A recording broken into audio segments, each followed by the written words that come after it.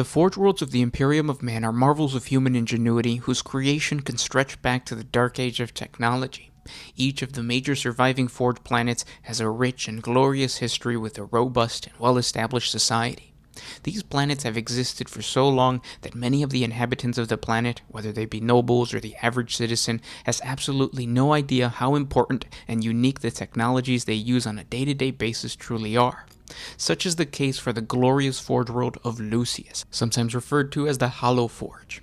Classified as a super natura majoris, the Forge world of Lucius is a vast hollowed planet whose industrial sprawl carpets its inner surface. In the planet's empty heart burns an immense artificial sun, a fusion mega-reactor that the Lucian tech priests claim to have built, but whose origin may be more mysterious. What makes the powerful Forge world of Lucius so interesting is that it suffered the perils of doctrinal dissent. Long ago, the planet's Forge star almost was sent into critical overload during the infamous Calcutta Schism. Lucius survived the near catastrophe and has ever since been a blazing beacon of orthodoxy and compliance with the dictates of Mars. Their tech priests have proven to be fierce of faith and dynamic of action. They are truly devoted servants of the Omnissiah. Moreover, the incalculable energy yield of their artificial star ensures that the Lucian Magi stand at the forefront of martial production. Their world has the capacity to fashion many incredible technologies, not least of which is the proprietary alloy Lucian.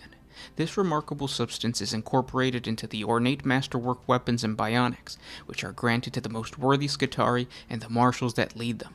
More than this, Lucius patterned weapons and war engines have all garnered a well-deserved reputation for excellence across the vast swaths of the Imperium, from the radium carbines and the galvanic rifles of Lucius's own Scutari to the half-mile-long void ship lance arrays, heavily armored battle tanks, mass-stamped lasguns, and bizarre techno-esoterica. The mark of this Forge world is the byword of quality and efficiency. Amongst the most amazing of Lucius's technologies are the immense god engines of its Titan Legion. Known as the Legal Ostorum, or more commonly known as Warp Runners, these machines glory in the unique ability to teleport directly into battle. It goes without saying that the sudden appearance of a towering engine of destruction upon the battlefield has won more than one battle in a spectacular fashion, with weaker-willed foes fleeing in panic or dropping dead from terror before the Legal Ostorum engine so much as opened fire. Yet the Warp Runners are far from Lucius's only proud martial asset. Ever eager to strike out into the galaxy and take from it the natural resources to feed the blessed forges, Lucius macroclads are amongst the swiftest and the most aggressive fielded by any Forge world. Iron Striders and Doomcrawlers surge towards the enemy with ferocious speed, often outrunning the enemy before they realize their peril. The genius and innovation of the tech priest of Lucius was displayed anew when a splinter fleet of High Fleet Leviathan invaded the planet. Dispatching their legal cybernetica and a great host of battle servitors to the planet's outer surface, the tech priest Dominus largely fought their battles from below the planet's crust. By tracking the motions of their servant clades and controlling activities via data tether, they waged their war without risking direct harm. Wherever the Tyranid swarm overcame their servitor armies, the tech priests waited for the xenopredators to devour the meager biological components before sending serval skull swarms to carry the most vital of the remaining machine parts below the crust of the planet. There they were installed into fresh recruits, and the next wave was sent back into the surface. Though it took months to accomplish, the resulting war of attrition ended in victory. Deprived of biomatter, the Tyranid splinter fleet was forced to feed upon itself to generate replacement brutes, and the Xenos could not keep pace with the recycled machinery parts and the refurbished robots. And the Forge world of Lucius was really well known for fielding the Kataphron battle Servitors. The number of Servitors in a typical Forge world controlled by the cult Mechanicus is usually in the tens of millions. In fact, the number of Servitors will always outnumber the human population by incredibly large numbers. The source of most of these servants is usually prisons, either from the same Forge world or the neighboring planets. This means that the majority of a Forge world's population is hardened criminals. These are men and women that have committed wide varieties of crime, spanning from stealing food to murder sprees. Fortunately for the non-criminal population, the criminals are given a second chance to serve mankind by the cult Mechanicus. They are mind-wiped and chemically lobotomized so that the majority of their personalities and memories are washed away. Next, their arms are cut off and usually replaced with weapons or tools suited to the new role they will perform for their new Forge World masters. Through this process, the citizens of a Forge World can sleep soundly at night, knowing that their servitor menials are no threat to the common Imperial citizen. While there are dozens of different types of servitors, the most common type seen on the battlefield is the battle servitor. These are often fitted with deadly weapons and used for a variety of different battlefield roles throughout the many war zones of the Imperium. One of the most infamous battle servitors that rolls into battle alongside the Scutari cohorts of a Forge World is the Kataphron battle servitor. This specimen of servitor goes through a slightly different process than your average lobotomized servant. After having their mind scrambled, the creature is halved at the abdomen and permanently soldered and neurocauterized into a track motion unit.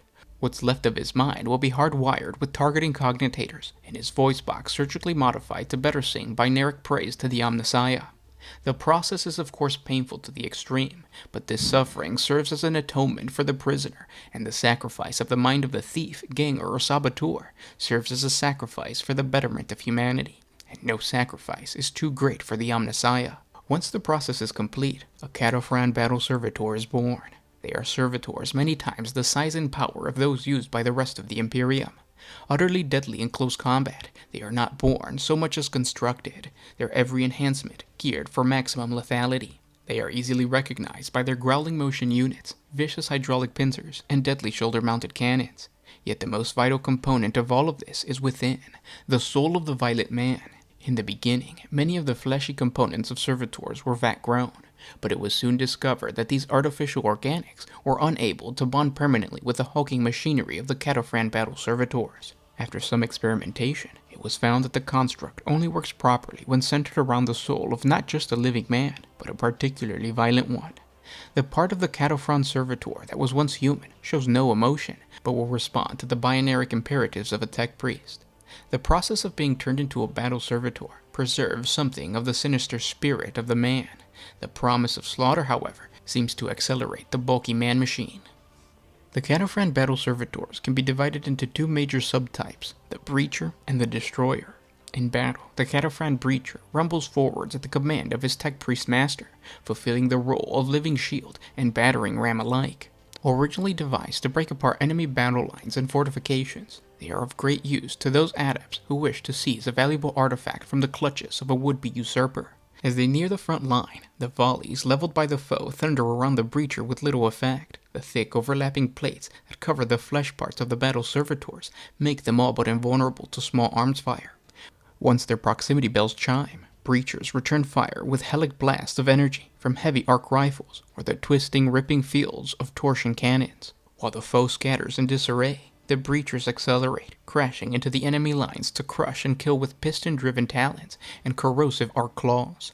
At whims of tech priests, cities and even entire worlds have been ground to dust beneath the remorseless tracks of these half-creatures. Though Kataphron Breachers are potent, they are easily replaced and can be mustered in thousands if necessary. All Forge Worlds create these half-machine war constructs on a daily basis, their biohangars stacked with rank upon rank of dormant Kataphron servitors, awaiting the binary command to be awakened.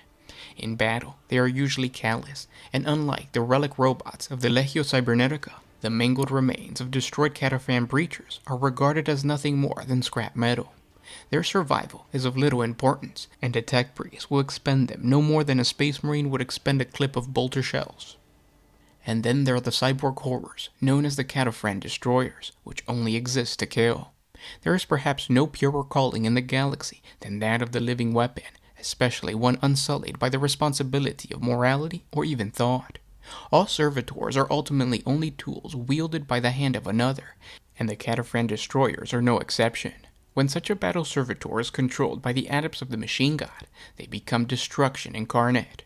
Where the standard Kataphron Breacher has at least one clawed arm, the Destroyer has both its upper limbs replaced with high-yield weaponry. On one side, it mounts a cannon of advanced design, ranging from a heavy phosphorus blaster, a weapon that fires white-hot spheres that cling and burn to the target, to the plasma culverins, a cannon so volatile that the servitor's own flesh crisps and burns, even as his target is reduced to molten sludge. Perhaps the most feared of all the Destroyer's tools is the heavy graviton cannon, a weapon that can flatten even the Wraithbone ghost constructs of the Eldar in a single crushing solar second. Their potential for dealing death doesn't end there, for on the other side of their torso, Destroyers bear secondary weapon systems that can hurl nearby enemies back with roaring gouts of flame and streams of phosphorus shots. Those that somehow survive the blistering array of firepower will do well to flee quickly, lest be ground to dirt under the destroyer's heavy tracks. All Imperial Servitors carry identification numbers. The Battle Servitors are no different. These numbers and the clad or the unit to which they belong to become their entire identity. Their every action driven by their limited programming, for only malfunctioning servitors develop any sense of self-awareness. A servitor's functions are rudimentary at best, regardless of the type, be it construction, maintenance, battle, or any other configuration of servitor. The cybernetic options of a Kataphron destroyer are designed to focus on enemies, allowing the construct to pinpoint and eliminate viable targets, but due to the limits of their programming, numerous friendly fire accidents have occurred. During the Third War for Armageddon, an enemy verification error allowed the amassed Kataphron destroyers to turn on their own allies, mercilessly blasting away 2 Imperial divisions and an entire squadron of Leman Russ battle tanks. While most of these incidences are truly accidents, some tech priests, the boldest and most cunning, have been known to use the cover of such programming malfunctions to achieve their own ends. Such was the case for tech priest Dominus Amingo Sar, who determined that his requisition crusade would acquire samples of the technology it discovered. After his Kataphron destroyers opened fire upon the Adeptus Astartes of the Dark Angels, he was at last able to secure several relic weapons of the Space Marines that had foolishly kept it from him, even denying that he had such devices in his possession. This arrogance is common amongst the tech priests of the Adeptus Mechanicus. If they are willing to use their Kataphron battle servitors to hurt their own allies, especially allies that are as powerful as the Adeptus Astartes, it goes to show how far they are willing to go to push their own agendas. Many rumors have circulated that the tech priests in charge of the manufactorums that churn out the Kataphron battle servitors have made deals with sector governors in order to use the savage tribes of Pharaoh worlds as sources for their deadly and violent machines. These sinister tech priests go as far as to order macrobiologists to breed the violent tendencies that are required in order to create the Kataphron battle servitors. Unlike Space Marines and their recruitment worlds, who observe these tribes and allow a natural course of life to create future Astartes, the tech priests of the Adeptus Mechanicus force these human populations to murder each other in hopes of collecting the more violent stock. And even when the Magos use the incarcerated stock of other planets, they foment riots and allow the opportunity for prisoners to murder each other in order to find the most brutal criminals within the prison population. Some tech priests have tossed around the idea of using Ogrins as the core of a Kataphron servitor. Unfortunately, the docile nature of the abhumans prevented these experiments from going any further. The brutality that is displayed by the tech priests towards the creation of these servitors has been to blame for some of the Kataphron's supposed accidents. It is widely believed that a portion of the human soul is left within the Kataphron, and when the man-machine is able to bypass the tech priest's protocols, he enacts his revenge upon his masters. Although rare, this malfunction in the Kataphron is deadly, not only because the human stock within the machine body is a natural killer with a vendetta, but because the Kataphron servitors are one of the Admech's most deadliest weapons. Fighting alongside a servitor with that much firepower and that much pent-up anger is a catastrophe waiting to occur. The pure arrogance of the tech priests will forever forbid them from changing their ways. Now, if you guys want to learn more about different Scutari units, please check out our deep dive on the Adeptus Mechanicus. But with that said, this was Gershwin with One Mind Syndicate signing out. Always